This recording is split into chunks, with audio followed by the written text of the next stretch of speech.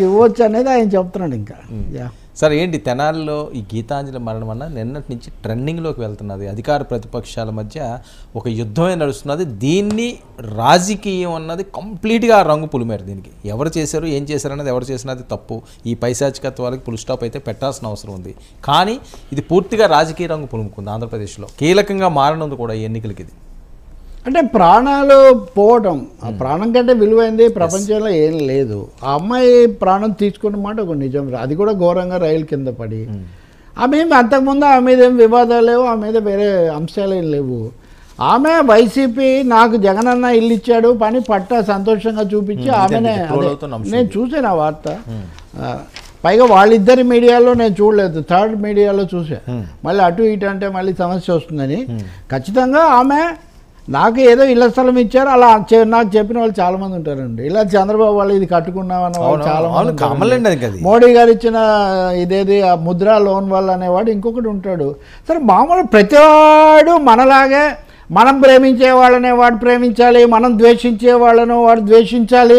పొరపాటున కూడా ఇప్పుడు రావణ ట్రోలర్స్ అంటారు. రావణ ట్రోలర్, రావణుడు ఏంటి నారాయణ, నారాయణ అంటే వాడు భరించలేడు.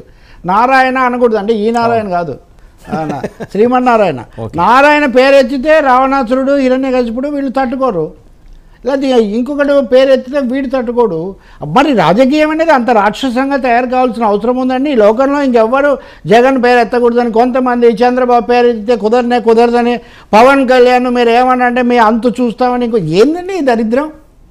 అసలు ప్రజాస్వామ్యంలో భిన్నమైన పార్టీలు, భిన్నమైన భావాలు, భిన్నమైన నాయకులు ఉండి ఎవరిది వాళ్ళు చెప్తారు. ఎవరిని అభిమానించేవాళ్ళు వాళ్ళని అభిమానిస్తారు, ఎవరికి ఓట్లు వేసేవాళ్ళు ఓట్లు వేస్తారు. సామాన్య ప్రజలకు వీటన్నిటితో ఎంతవరకు సంబంధం అండి. ఓట్లు ఇస్తారు, కార్యకర్తలుగా ఉన్నవాళ్ళు ఉద్యమాల్లో పాల్గొంటారు, నాయకులు నడిపిస్తారు, లేకపోతే ఆలోచన పనులు వ్యాఖ్యానిస్తారు. ఈ సమతుల్యత ఘోరంగా దెబ్బతినిపోయింది. దీనికి టీడీపీ వైసీపీ బాధ్యత వహించాలి.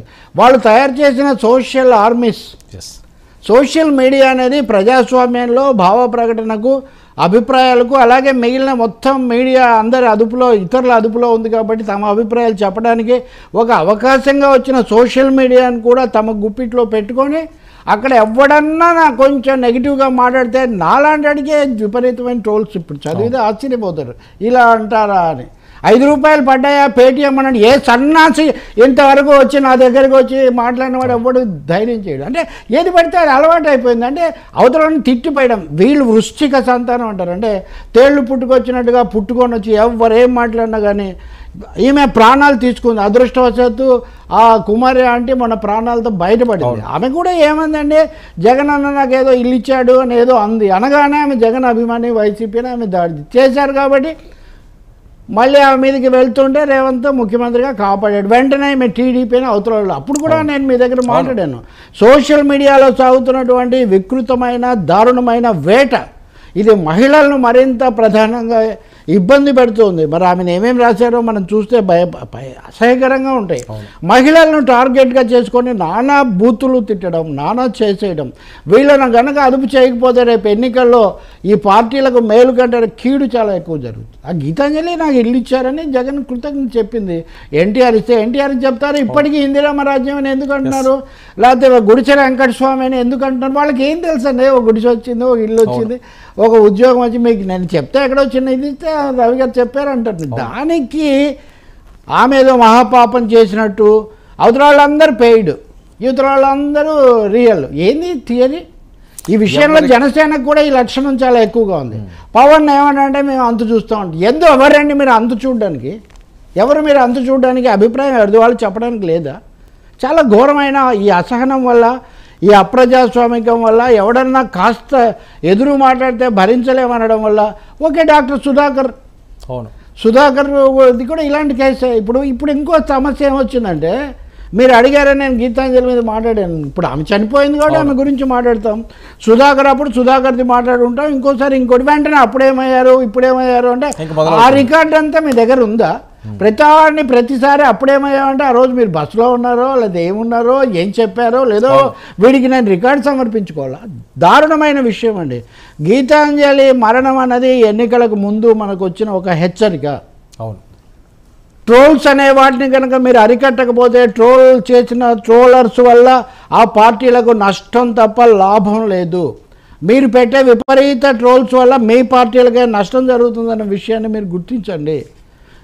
చంద్రబాబుకు అభిమానులు ఉంటారు, ఇద్దరు. ఒక ఆయన 14 ఏళ్ళు పాలించాడు, ఇంకొక ఆయన 5 ఏళ్ళ నుంచి పథకాలు అవి ఇవి అంటున్నాడు, ఉంటారు కదా అభిమానులు. సో ఈ అమ్మాయి ఒక మహిళను ఆ విధంగా మాట్లాడితే ఇంకో ఘోరం ఏంటంటే ప్రాణం పోయినందుకు విచారించకుండా మీ వాళ్ళ చచ్చిపోయారంటే మీ వాళ్ళ చచ్చిపోయారని మళ్ళీ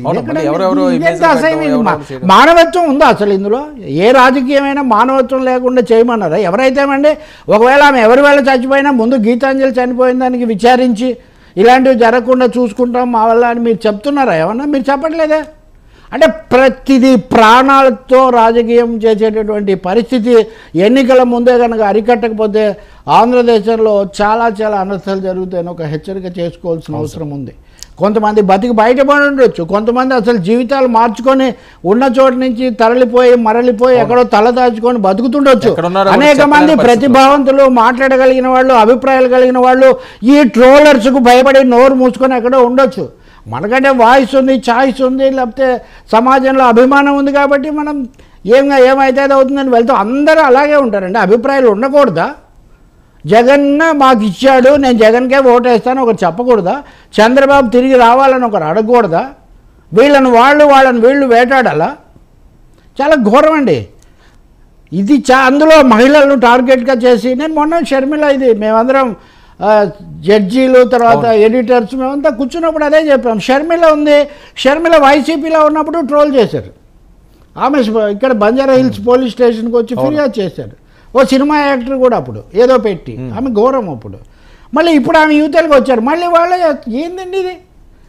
అంటే ఏదో అరిటాక్ సామెతలాగా మహిళలు అటున్నా ఇటున్నా. మహిళలు అంటే చాలా నీచాతినీచంగా మాట్లాడమేనా, తిట్టేయడమేనా, అంటగట్టడమేనా? ఏం దారుణం! ఒకటి ఇష్టం వచ్చినట్టుగా దొరుకుతున్నారు, ఇష్టం వచ్చినట్టుగా నెట్.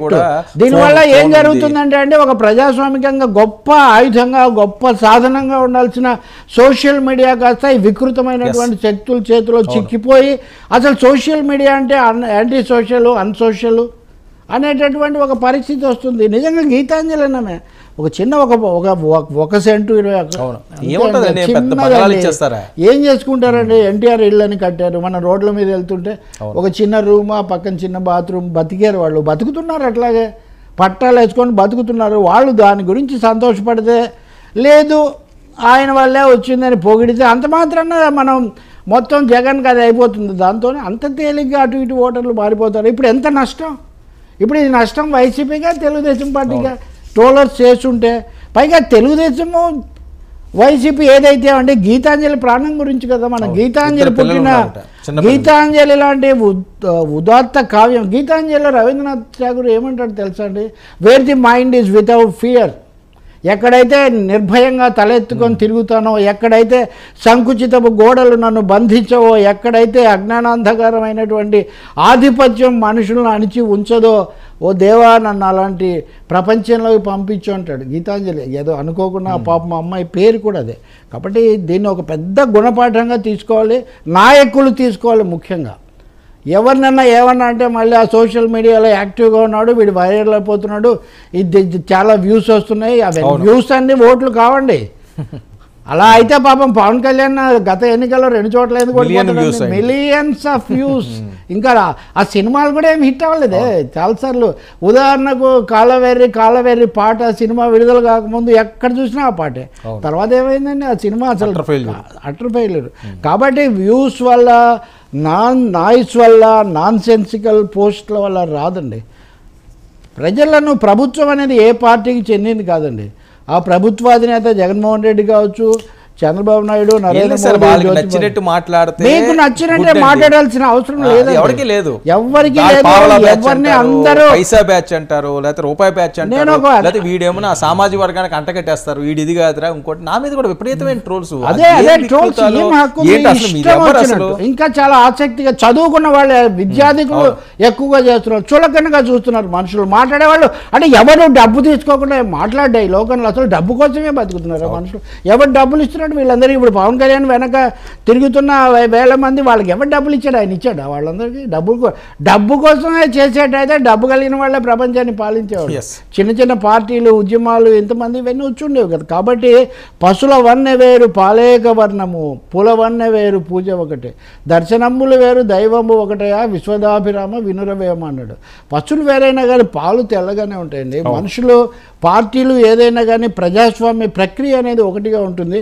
అందులో ఈ అభాగ్యులైనటువంటి వాళ్ళు, సామాన్యులైన వాళ్ళు, ఒక చిన్న గుడిస, ఒక ఇల్లు, ఒక చిన్న కొట్టు, ఒక చిన్న పని, దాంతో బతుకుదామనుకునే వాళ్ళని వేటాడే కార్యక్రమం, వేట కుక్కల్లాగా, తోడేళ్లలాగా, రాబందుల్లాగా పీక్కు తినే ఈ ప్రక్రియను మానేయండి. సోషల్ మీడియా అనే దాన్ని సోషల్ హార్మోనీ కోసం ఉపయోగించండి, సుహృద్భావం కోసం ఉపయోగించండి, అభిప్రాయాలు వ్యాప్తి చేయడానికి ఉపయోగించండి. చెప్పండి, వారికి కావాల్సింది వాళ్ళు చెప్పండి. అంతేగాని అది ఒక బలిపీఠంలాగా మార్చుకోకుండా చూడాల్సిన అవసరం చాలా ఎక్కువ ఉంది. ఈరోజు ఈమె కావచ్చు, ఇంకొకప్పుడు సుధాకర్ కావచ్చు, ఇంకొకప్పుడు ఇంకొకరు కావచ్చు. ఇది చాలా పెద్ద ఆమె మృతి పట్ల ప్రగాఢమైనటువంటి సంతాపాన్ని, విచారాన్ని వ్యక్తం చేస్తూ ఒక్క క్షణమైనా కానీ మనం ఇంతసేపు మాట్లాడిన దానికి ఈ ఆర్మీలో ఉన్నటువంటి ఈ లెఫ్టినెంట్లు, అడ్వైజర్లు వీళ్ళందరూ ఆలోచిస్తారని